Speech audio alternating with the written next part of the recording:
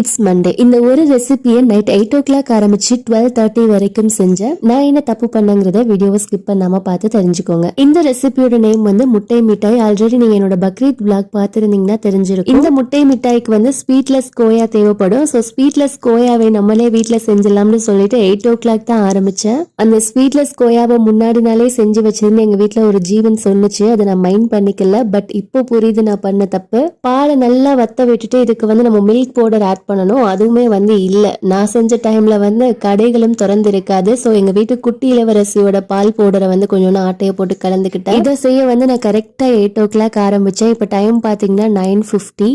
இந்த அளவுக்கு வத்தி கரெக்டான கன்சிஸ்டன்சி வரை எனக்கு 10 o'clock எடுத்துச்சு. ஒரு வழியா கரெக்டா 10 o'clock வந்து ஸ்வீட்லெஸ் கோயாவை வந்து செஞ்சு முடிச்சிட்டேன். இந்த கோயாவை நம்ம நிறைய ரெசிபிஸ்க்கு சேர்க்கலாம். ஸ்வீட்ஸ் லைக் பன்னீர் டிக்கா அந்த மாதிரி ரெசிபிஸ்க்கு கூட சேர்த்துக்கலாம். இதனோட கண்டினியூஷன் நெக்ஸ்ட் ஷார்ட்ஸ்ல பார்க்கலாம்.